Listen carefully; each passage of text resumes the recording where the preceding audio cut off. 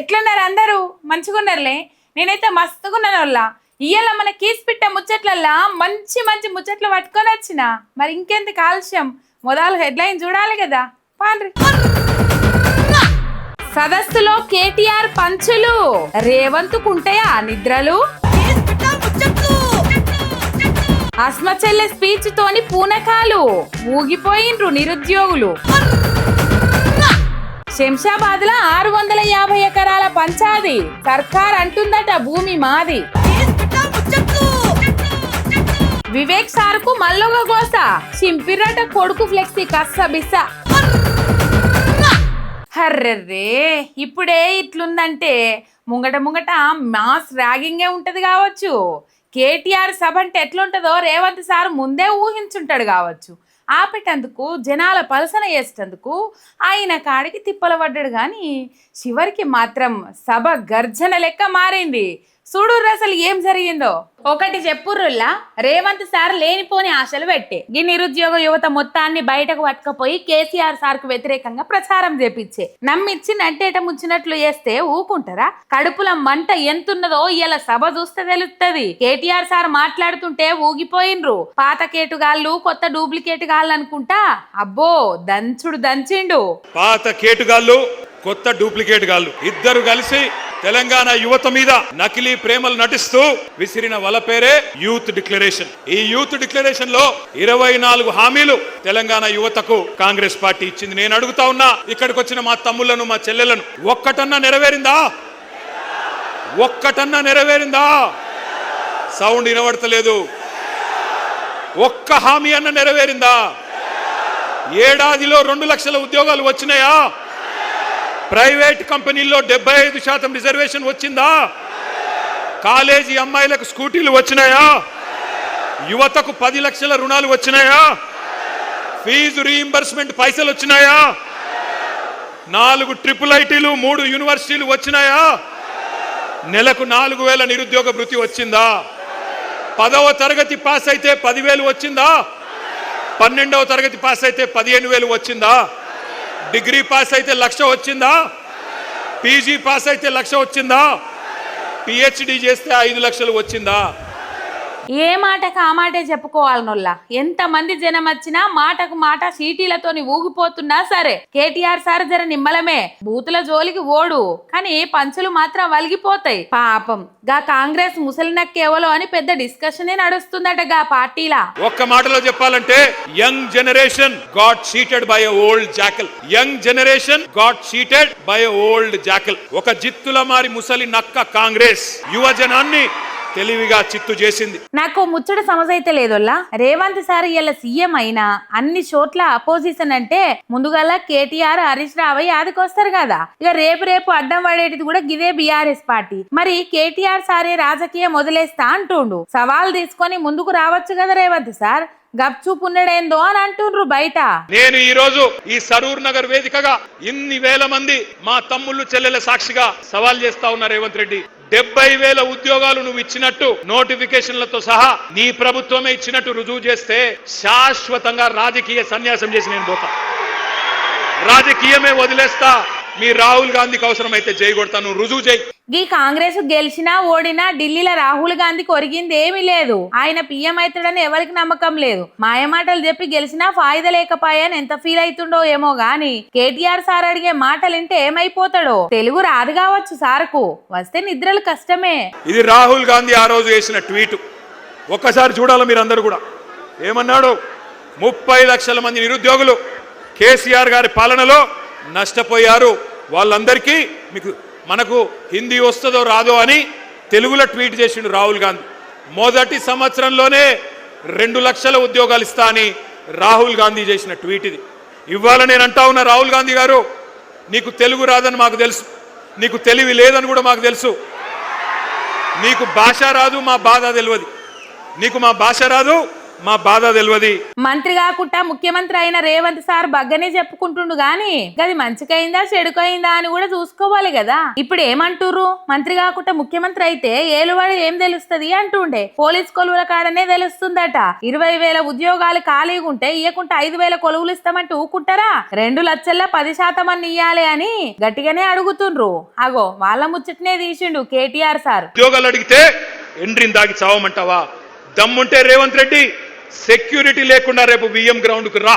పొద్దున ఎవడు బతకాలో ఎవడు సావాలో ఎవడేందో మా పోలీస్ అభ్యర్థులే తెలుస్తారు. నీళ్లు సార్ అంటే రక్తం చల్లుతా అంటాడు, కొలువులు అడిగితే ఎండ్రిని తాగమంటుండు అనబట్టే. ఏంది రేవంత్ సార్ సీఎం సీట్ల కూర్చొని గవ్వేం మాటలో మీకే తెలవాలి అంటురు సార్ కుర్రకారు. ఇక రేపు ఓట్లేసేటిది వాళ్ళేగా సార్. వీళ్ళంతా ఊళ్ళకు పోయి కాంగ్రెస్ పార్టీకి వ్యతిరేకంగా ప్రచారం చేస్తే ఏమైతుందో ఏమో పోన్రికి కాంగ్రెస్ పరిస్థితి. 30 లక్షల మంది ఉన్నారట కొలువుల కోసం కొట్లాడే నిరుద్యోగులు. ఇక మనిషికి 10 ఓట్ల మీద దెబ్బ కొడితే ఖతం 3 కోట్ల ఓట్లు బీఆర్ఎస్ కే పడతాయి. రేవంత్ సార్ ఏమనుకుంటుండో ఏమో మరి. ఈ సభ చూసి లెక్కలేసుకుంటారు కావచ్చు కాంగ్రెస్ పార్టోళ్ళు.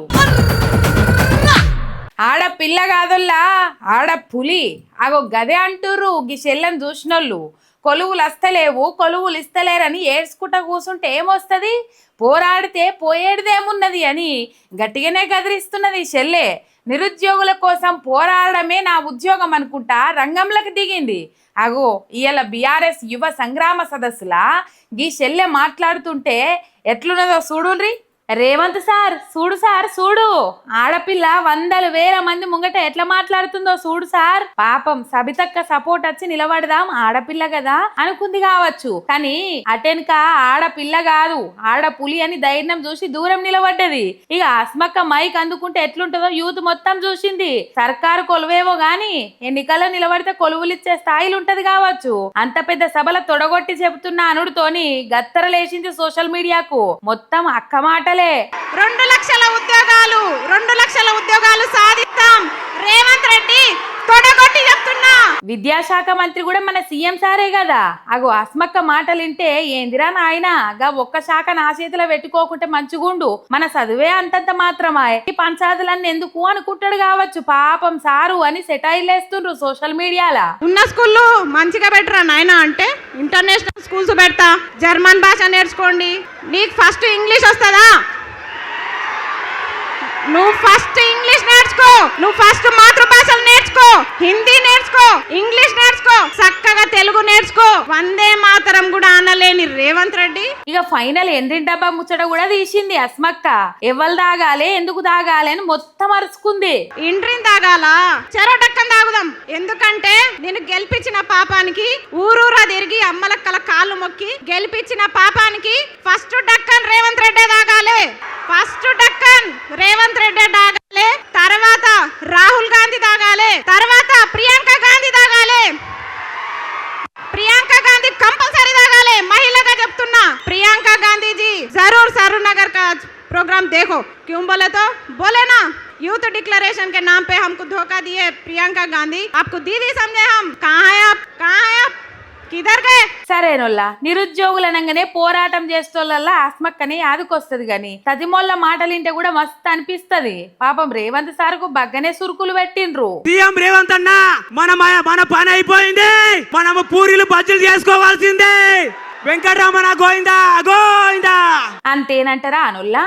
ఒక దిక్కు రైతులు పొట్టు తిడుతుండే, ఇంకో దిక్కు నిరుద్యోగులు సభలే పెడుతుండే. గీ పంచాయతీ ముందు ఎటు దిక్కు పోతుందో ఎంత శిల్లంకల్లం అవుతుందో చూడాలిగా.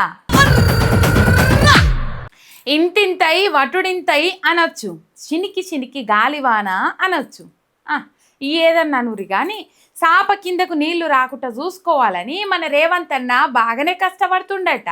ఇలా గట్టిగానే ప్లాన్ వేసుకొని కూర్చున్నాడట. చూస్తా కూడా సార్ ఎక్కడికి పోయినట్లు కొడతలేదు పెద్దగా. ఇక నిన్నటి సంది కేటీఆర్ సభ మీదనే ఫోకస్ పెట్టి పొద్దున లేచిన కాన్చేలి హోంశాఖ మంత్రి డ్యూటీ చేసుకుంటా పోలీసులకు డ్యూటీ లేచి తోలిండు అంటుర్రు బీఆర్ఎస్ పార్టీలు. మరి ఏం చేసిండు, ఎట్లా చేసిండు ఎరికేనా? ఇలా కేటీఆర్ సార్ యువ సంగ్రామ సదస్సు ఉంది కానోళ్ళ ముందు రోజు దాకా పర్మిషన్ ఇవ్వకుండా పోలీసులతోనే ఆపిండట రేవంత్ సారు. తీరా కోర్టు పర్మిషన్ ఇచ్చుడుతోటి మొత్తం సభల వాలిపోయిండ్రు. కానీ దానికోసం ఎన్ని అడ్డంకులైనాయో ఎరికేనా? గోల్కొండ ఏరియాలో ఔటర్ రింగ్ రోడ్డు మీద గట్టిగానే ఆపిర్రట. 400 కార్లు ఆపి 2-3 వేల మంది రాకుండా చేసిరట పోలీసోళ్ళు. పెద్ద జవడమే అయింది. అయినా కోర్టు పర్మిషన్ ఇచ్చినాక సభకు రాకుండా అడ్డం పడేందుకు చెప్పుండ్రి.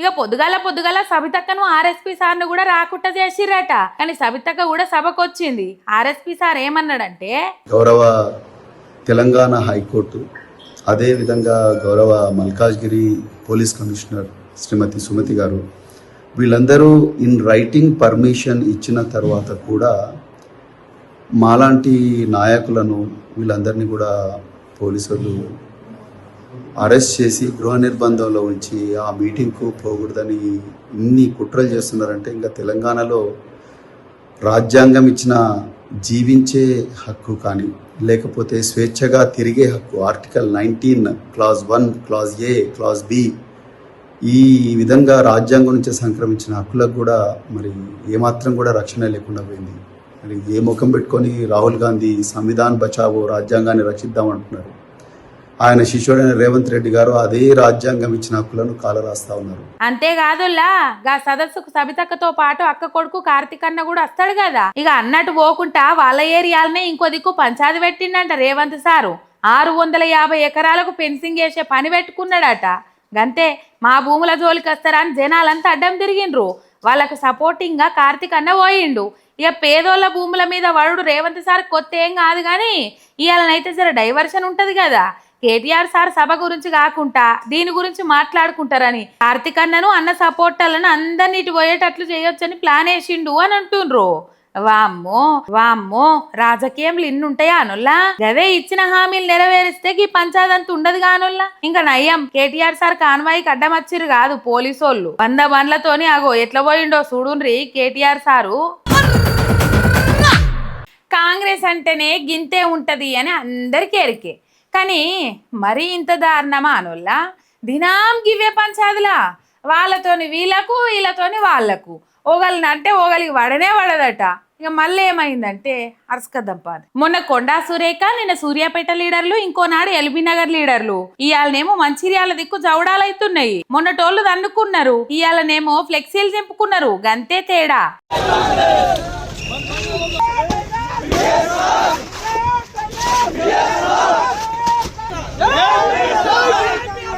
ఇది ఇయ్యాలడి పంచాయతీ కానట్లున్నదులా దశాబ్దాలకేంచి నడుస్తూనే ఉన్నట్టున్నది. మంచిర్యాల దిక్కు బలమైన లీడర్లల్లా మంత్రి వివేక్ ఉండే, ఇంకో దిక్కు ప్రేమ్ సాగర్ వాళ్ళు ఉండే. ఇక వివేక్ సార్ వాళ్ళేమో ఇంటి నిండా లీడర్లేనాయి. ప్రేమ్ సాగర్ కేమో జనంల జర బలం ఎక్కువ ఉండే. కేళ్ల సంధి పుష్కర కాలం సంధి నడుస్తూనే ఉందట ఈ పంచాది. ఇవాళ మల్లొకపారి బయటపడ్డాయి. ఫ్లెక్సీలు చింపుకొని పంచాయతీ చేసుకుండ్రు. ఎంపీ వంశీని కూడా అడ్డుకున్నారు.